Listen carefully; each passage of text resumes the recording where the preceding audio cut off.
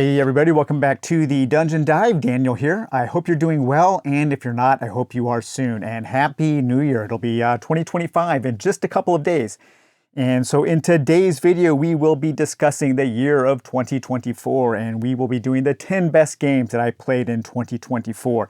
Now, like previous lists that I've done like this is not just games released in 2024. And hey, if you enjoy what I do, if you like all of the hours of entertainment that I provide, and you want to and you can support the channel, the best way to do that is on Patreon. I only mention the Dungeon Dive Patreon about 3 or 4 times a year. I don't like to bother you guys with it. I know it can get annoying, but it really is the best way to financially support the channel. On the Patreon today, I'm also going to be releasing kind of an extended media best of 2024 where I talk about all of my top 10 favorite albums. I listened to 450 albums this year. I talk about some of the best books I've read and movies and video games. All members of the Dungeon Dive Patreon get one exclusive video a month where we take a look back at the month and talk about some other things. And one of the highlights of the month, one of my most favorite things that I get to do with the Dungeon Dive is every month we have a Zoom meetup with Dungeon Dive patrons.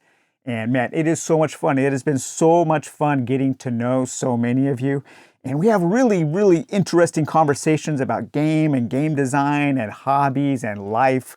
So it's just been it truly is the highlight of the Dungeon Dive. So if you can support me, please do so. If you can't financially, give a thumbs up, share the videos with other social media, with other channels, post them on BGG, and like and comment, because that also goes a long way. So hey, let's talk about 10 awesome games that I played in 2024.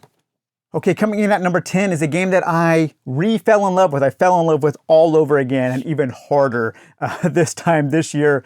And that is the new version of Forgotten Depths. It's kind of a second edition. Not really though. Not much has changed except for the size of the box. Thank you, Peter. This box size is so much better, and the rulebook size is so much better, and it's just a much better experience storing this game, getting it played, and getting it learned. One of the big things that added so much joy for me in this game are the new expansions that came out. We've covered all of this in great detail in my review. In my recent review, and man, I just love this game. This is a top 10 contender now when I revisit my top 10 of all time. I am not usually a huge fan of novelty. The Dungeon Dive is a channel that focuses on games that are just like, only different. I have no problem with a whole bunch of clones of Talisman or Runebound or anything like that. I like games that fit in that niche, in that wheelhouse. But everything about Forgotten Depths is novel. The exploration is novel, the combat, the story, the way the expansions work. It's one of the most novel games that I'm aware of, and all of that novelty works together to create a super interesting and engaging game. And so I have fallen deeply in love with Forgotten Depths, and I'm looking forward to playing it more, so that's why it is number 10 on this list. Okay, coming in at number 9 is a small little indie game, a print-on-demand game that I made my own print-on-demand version of. You can get this on itch.io, and that is Flying Ostriches and Floating Castles. So this is a solo hex-crawling solo RPG inspired by the Joust video game, where you are playing knights, you're riding around on these birds, and you are exploring a randomly generated hex map full of dungeons, full of castles, full of creatures to fight. You have this whole, and things to discover.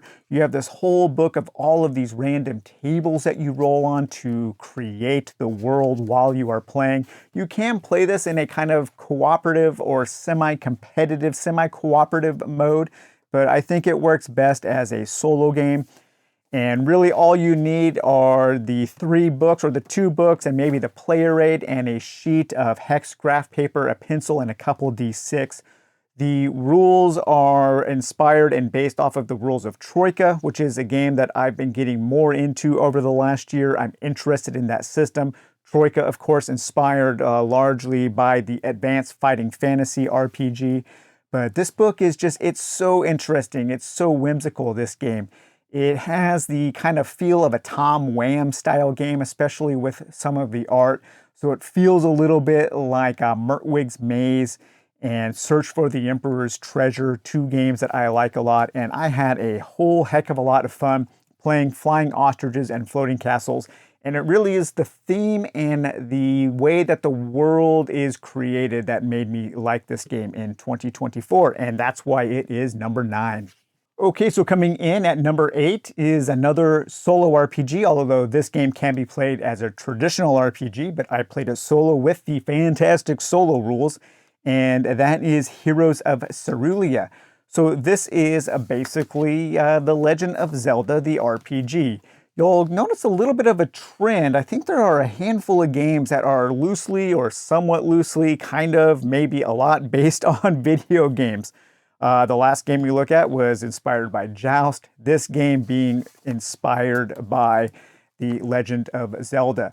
One of the things that I really love about Heroes of Ceria is there is a campaign that you as the solo player, or traditionally if you're running as a GM, the campaign has an ending, it has an end goal. So this isn't meant to be a forever RPG. You are playing to find some pieces of the Triforce, what do they call it here? The Trinity fragment. And you find the 3 pieces that you need, and then you enter the final dungeon and kill the final boss. And I think that is pretty great. A lot of times people struggle, especially solo players, with how to end their solo campaigns. But this solves that kind of major stumbling block, that major hurdle that a lot of people have issues overcoming. And that's one of the reasons why I think Heroes of Ceria is so good. It's also a game that works really well solo. It has interesting charts and tables to roll up for all of your encounters, all of your events, and also for some of your puzzles. And the solo rules that you can get on Drive-Thru RPG are also fantastic. This is just a great little solo RPG. I wasn't expecting a lot out of this. I backed it on Kickstarter mainly because I liked the theme and I liked the way it looked. But after playing it and after experiencing the solo rules, I think this is a fantastic solo RPG that you can also play with friends. You could probably also play this cooperatively with friends using the solo rules. So at number 8, we have Heroes of Ceria. At number 7, we have Cyberflesh. Now, man, I thought that this game was going to be a runaway success in the boutique sector. I thought for sure this thing would sell out in a matter of minutes or hours, if not minutes. I thought my video on Cyberflesh would be a lot more popular than it was, but for some reason, this game seems to have not gained that kind of boutique indie momentum that a lot of games in this space do, and I'm not sure why. This is the exact kind of game that I desire, that I search out for on the Dungeon Dive. Something that has a bold theme, it has a bold look, it has a bold box where the art book is attached to the box. And this game is really, really cool. I expected, that kind of, I don't know, it just seemed like one of those boutique indie games that was going to skyrocket in popularity and, become really hard to find, or it would be hard to keep in print because of the boutique nature of the game. But that's not the case. You can still easily just go to holopress.net and buy a copy of this game. And that's good, because maybe some people after seeing this video will want to go and get this game. But this is a super neat little dungeon crawl game that has an interesting theme. It kind of has a weird video game style theme. It has this book of encounters, and it's a pretty simple game. You are moving through a dungeon that is randomly constructed by these tiles depending on the kind of configuration that you choose. and you are trying to go through and fight different bosses and look for different types of loot. There are all kinds of different creatures that you can discover and fight, and all of those creatures are detailed here in the attached bestiary. But just a wonderful, wonderful, beautiful production with some really twisted kind of high-def pixel art. But yeah, this game is really, really neat, and I am still surprised that it hasn't received that kind of really popular boutique popularity that I thought it was going to. But if you are looking for something that celebrates the art of the board game, of the production, and something that is also a really fun, if a little straightforward, if a little simple game, then you should definitely check out Cyberflesh because it is super, super cool. Coming in at number 6 is Stagbite, the Dwarven Quest for Glory. Man, this game is awesome. In this game, you are playing as a group of dwarves going through mines, avoiding monsters, trying to scavenge for loot and for treasure, and trying to escape from the caverns alive before a marauding group of goblins captures you and destroys you. Yeah, this game is super cool. It does a lot with a little, and I have grown to really appreciate these kinds of games. I believe there is going to be an expansion for this coming up soon, and so I'm really looking forward to what is happening with that. So this game creates its stories through action and not through reading. There really aren't any kind of narrative events that you will be reading. You're not just walking to a space, turning over a card and reacting. You are moving through a cavern and you are discovering the cavern as you go with all of these little hex tiles. And as you explore, you get deeper and deeper into the cavern. The goblins come and they start chasing you. You can play a simple kind of campaign mode, which just links a series of games together.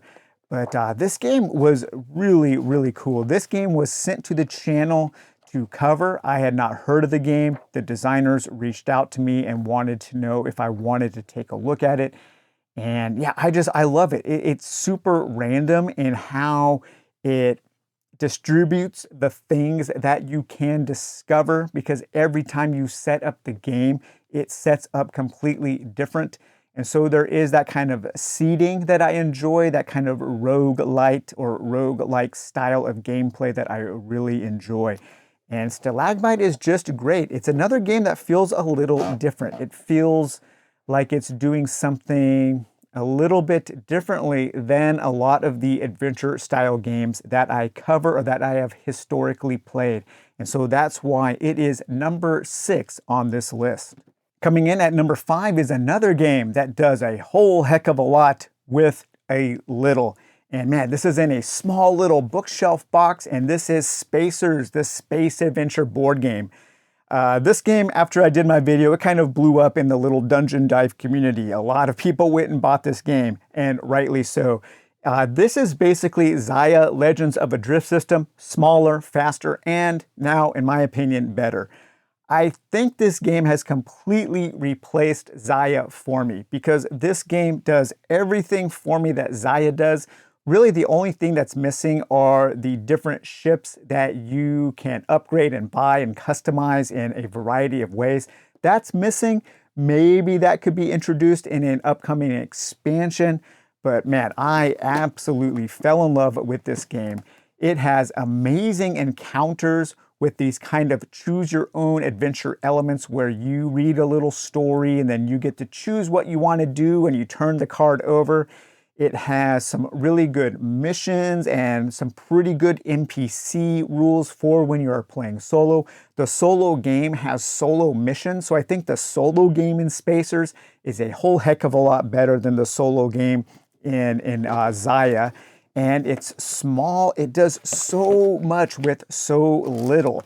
And that's one of the things, like I've said, that I have been appreciating a lot over the years as I have been working on the channel. But yeah, I mean, everything just fits in this pretty small little box. Now, one of the major downsides of this game is it is only available on Game Crafter, so it is quite expensive. The Game Crafter, I really dislike these kinds of boxes that the Game Crafter use. They always fall apart. And we're paying so much money. Game Crafter, if you guys watch this video, you really do need to up the quality of your boxes, especially the boxes of this size, this medium-sized box. All of the other components from Game Crafter I think are great. I really like the card quality. The chits are okay, the plastic is fine. It's just these boxes. And when we're paying like $100 for a game like this, we really should be getting better boxes. But if you are looking for something that scratches that kind of blue-collar space adventure where you are a person in space doing jobs, mining, pick up and deliver, just kind of, working your way through the ranks of an outlaw faction. Spacers is fantastic. And this is a game that really wowed me. This is a game that was sent to the channel as a review copy. I had never heard of it. And I kind of instantly fell in love with it. I was really impressed with what the designer has done in this game. It was a failed crowdfund. I don't know if it will go back to crowdfund on Kickstarter or something. I think it should. I think with the kind of renewed popularity in this game, or the boosted popularity because of the coverage on the Dungeon Dive, I think it would do a lot better on a crowdfund now, and maybe we can get it out of those confines of the Game Crafter so it's not as expensive as it needs to be, and also so it is available to people outside of the United States without having to pay astronomical shipping prices. But that's why Spacers is my number 5. It's Xia, it's smaller, it's faster, and it's better. Coming in at number 4 is The Unseen World by Thomas P. King, returning to the realm of solo RPGs. Now, what's interesting about Thomas P. King is about a year and a half before I played this game this year, when I was doing my Runebound retrospective, I was actually doing some research online about Runebound, and I actually read some blog entries written by Thomas about Runebound 2nd Edition. And I just never connected those dots. And I was like, Thomas P. King, why does that name sound so familiar after I had covered The Unseen World? And I Googled his name, and lo and behold, I had read some of his blog entries before about some of the things that he was working with. I think some house rules for Runebound 2nd Edition. And I just thought that was a really cool kind of serendipitous connection that I had with the designer before I even covered the game. Now, The Unseen World is a fantastic little solo RPG all about your character being a paranormal investigator working in Japan and going to these haunted locations and haunted sites and trying to figure out what is going on. And man, the theme and the setting in this game is so in my wheelhouse. This reminds me of older video games like the original Persona, like Persona 1 and 2, and also Fatal Frame. It has that kind of J-horror, like the grunge, the Grudge, or Ringu, The Ring, and stuff like that. Cairo/Pulse. And I really enjoyed a lot of those movies when they were first coming out. I'm a little burned out on J-horror now. Not a lot has changed over the decades, but this is a fantastic little solo RPG. And one of my favorite things about the game is you are working as a paranormal investigator, and all of your investigations are randomized, and even the towns that you are going in are randomized. And after you have solved your investigation, you get to take your evidence back to kind of your home base, your apartment, or your van, or whatever. And then you can turn that evidence into a blog post, or you can start working on a documentary movie, or perhaps write a chapter of a book. And when you do that, that's part of the game, just making those decisions, and you earn money depending on what you do. And then you can take that money and you can invest it into new audio video equipment, into new EVP recorders, things to help you on your paranormal investigations. It's just a really neat game. It plays pretty simply. It does take a little bit of time to get into the flow, but once you do, things move really fast. And I had a great time playing the Unseen World in 2024, and that's why it is my number 4. Number 3, we are staying in the realms of the solo RPG and the solo dungeon crawl, perhaps one of the ultimate solo dungeon crawls. And that is from friend of the channel, Black Oath Entertainment, and that is Karalis Into the Midnight Throne. What a game. If you are looking for, if you've played Fort Against Darkness, you've played D100 Dungeon, and you want something that's just a little bit more in depth, a little bit more involved in either of those two games, you might want to check out Karalis if you haven't yet. And this is kind of an ultimate dungeon crawl, very reminiscent of something like Diablo, where you are just going into a dungeon, you're working your way through 10 different biomes, and those biomes interconnect. So it's not just a linear path through the dungeon. You can revisit old biomes that you have. There are bosses, there's a lord of each biome, and man, there is just so much here. The character creation is interesting, the skill trees are interesting. You can create the exact kind of character that you want to play. It's really dark and twisted. It's a kind of a doom crawl through a twisted world where there is no light, and yeah, just there's nothing good. There's no lighthearted moments in this game. And it's overflowing. The book is overflowing with tables that you roll up for randomly generating your trip through the dungeon. And then all of these tables are also available in decks of cards that you can buy from DriveThru RPG or DriveThru Cards.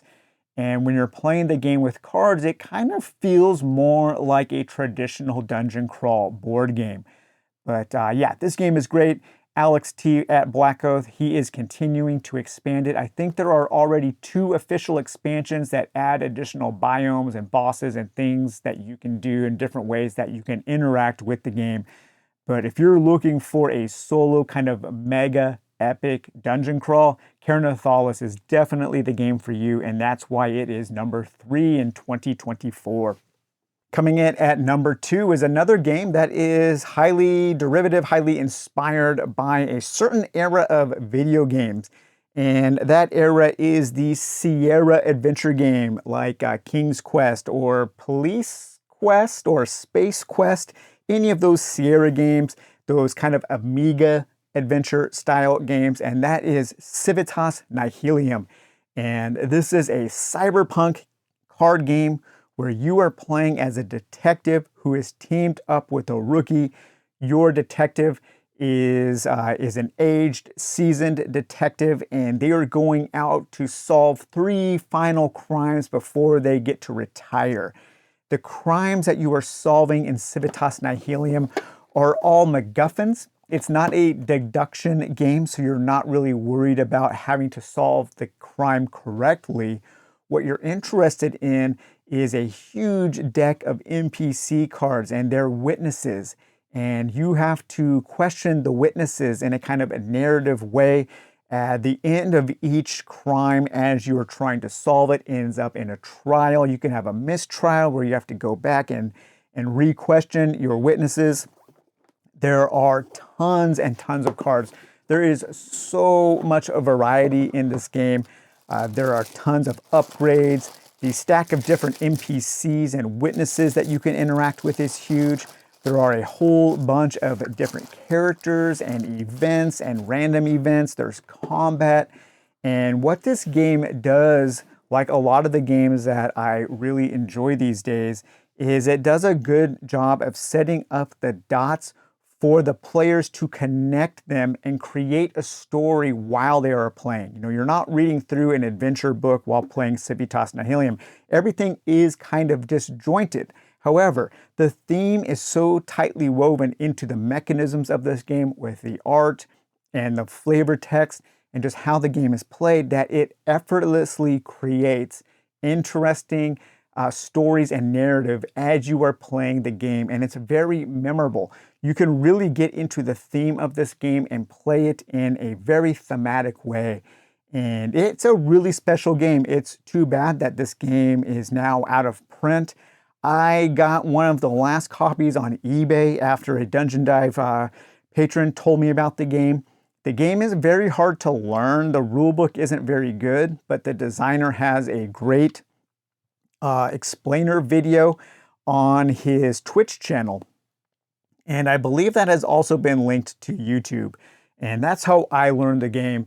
And that's how I think once you learn the game, it plays very, very well. It's very fast. And yeah, this is just a super interesting game, especially if you're into things like cyberpunk and cyberpunk fiction. I think you would really like Civitas Ni Helium. I am hoping that the game gets back into print so it can enjoy being played by more people. But that's number 2, Civitas Ni Helium. Okay, and that leaves us just with number 1, my favorite game of the year. And I'm surprised, guys, but that is Dragons Down from Scott Demers. And man, what a fantastic game. Now, I was not expecting to like Dragons Down as much as I ended up liking it. And that could be weighing this decision to put it at number 1. The discrepancy between how much I expected to like it and how much I ended up liking it is great. But the reason why I backed this game was it is kind of a modern interpretation, a modern implementation of Magic Realm.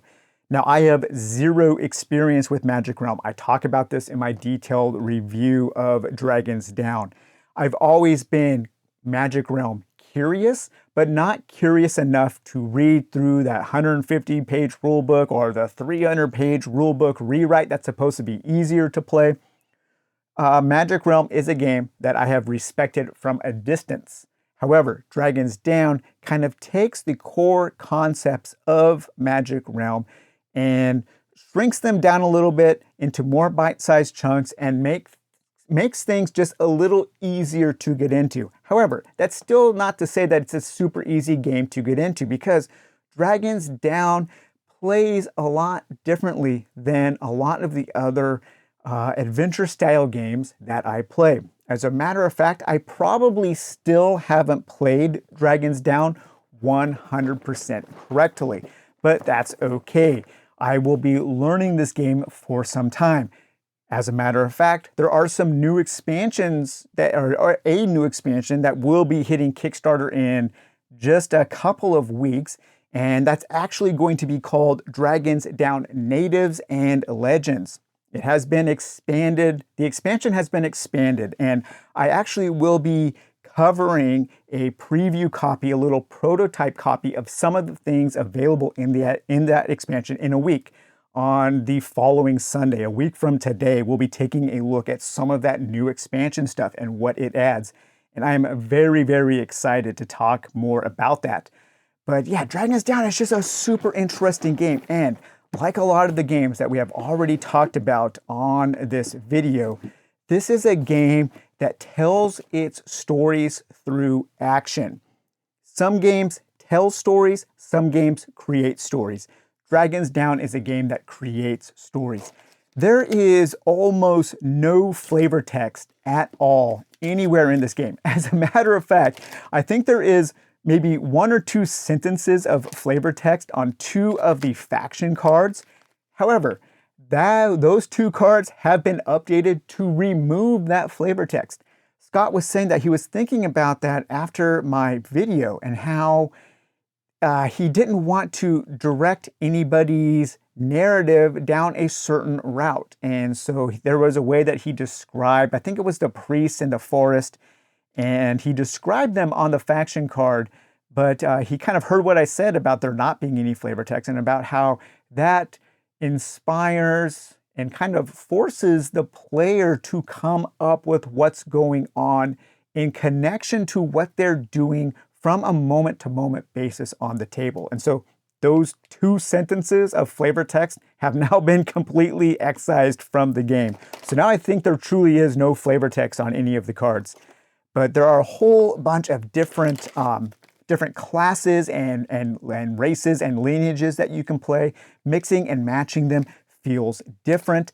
The loot is super cool. There's all kinds of loot, and it plays differently, it has different reaches and different strengths and does different damage, and it requires more or less stamina to use. The way that you mix and match all of your various wilderness and exploration tokens, you never really know from one game to the next where things are going to be appearing on these hex tiles. And there are different environments. There's different terrain packs that you can move through, swamps and mountains and caves and things like that. The combat is interesting. There are interesting choices to be made in the game. And one of my favorite things about the game is how you keep track of the 30 turns of your character's life. And every turn, you can write a little bullet point about what your character has done. You can keep track of all of the different things they have discovered while you're playing the game. And so then after you're done playing, you can go back and you can take a look at the story that you have created while playing the game. And again, you are never stopping the game to turn to a book and read 20 pages about what your character is doing. No, everything that you are doing in the game, you are actively doing on the board, on the table. And those really are the kinds of adventure games that I enjoy more than games like Madara, where you are reading a lot. I don't have anything personal against those games, those kinds of games. I think they're very well made, and I know that a ton of people really like them. And I do still like some of those more narrative-driven, kind of linear adventure games. But the kinds of games that I appreciate more now are these kind of sandbox games where the story is created through the actions of the players on the table. There are different scenarios that you can play, but the scenarios don't really offer up a bunch of narrative. The scenarios are just different ways that you can set up the game. You can play it cooperatively, you can play it competitively. There are all kinds of different ways to play. One of the things you can do is you can have a character, you can be playing a character and they might die and their corpse gets left on a certain terrain tile, and you can take another character, go out and explore and find that past hero's corpse and take their stuff.